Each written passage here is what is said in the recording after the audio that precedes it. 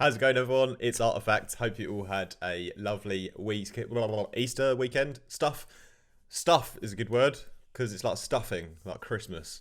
Yeah. Anyway, like, let's make music great again. Today, loop.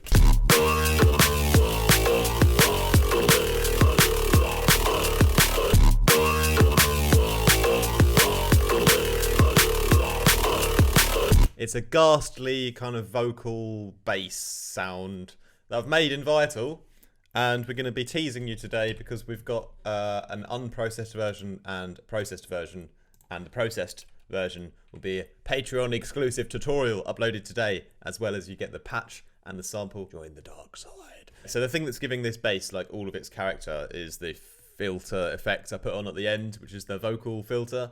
But if we just have a little listen to what it's like without it.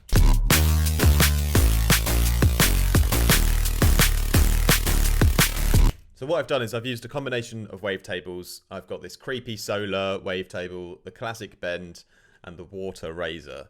And all of these have a little bit of sort of spectral effects on them. So we've got the smear, we've got some frequency modulation, time skewing, we've got some smearing again, some bending. And the other thing that I've played with a lot again is the advanced tab here on the unison mode. Turn them up to 16, these oscillator 3 and oscillator 1.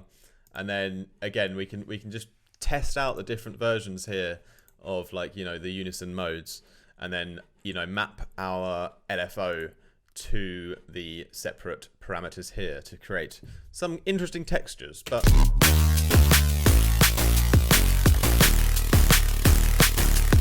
I mean, that's actually quite a heavy respace already, but that's not what I wanted to talk about in this video. Like, I really wanted to talk about this filter because I was thinking, like, how can I use a patch which I've kind of already made and tweak it a bit, but make it sound completely different with like a specific filter. So I was running through like the comb filters, the phase kind of filters, and yeah, I just settled on this vocal one.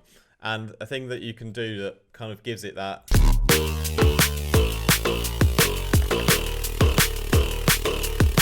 essentially, it's like a vocal hit to the start of the sound, and then it like sort of transforms and transmutates and goes into that respace. And it's really obviously quite easy to achieve. All you have to do is chuck on this formant vocal filter.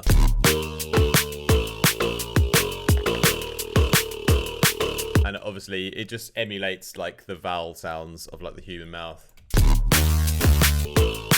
It takes out like a lot of the frequencies, like from because the respace before, like we had all these filled up harmonics, and this, as you can see, it sculpts it in such a way where we just have like these little kind of vocal resonant parts.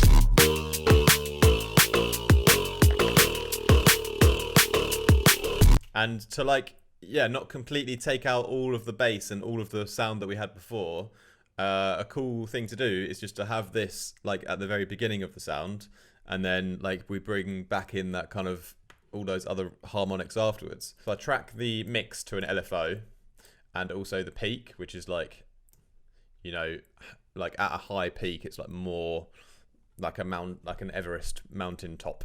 And then we bring that down. That brings in some of the other harmonics as well. So we're kind of doubling up that effect of bringing back in the harmonics from the respace. You know what I mean.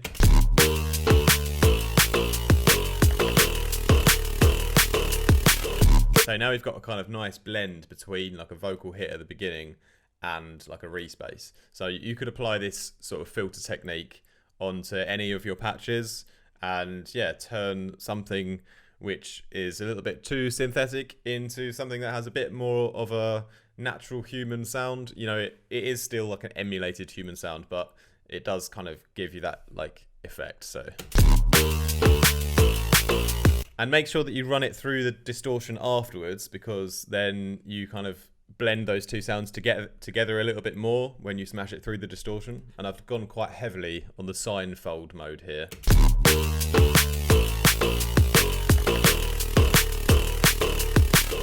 But yeah, that's basically it. And then, you know, I've gone on to do some post-processing.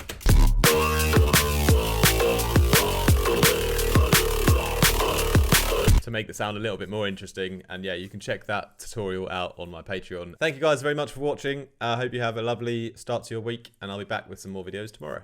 Peace.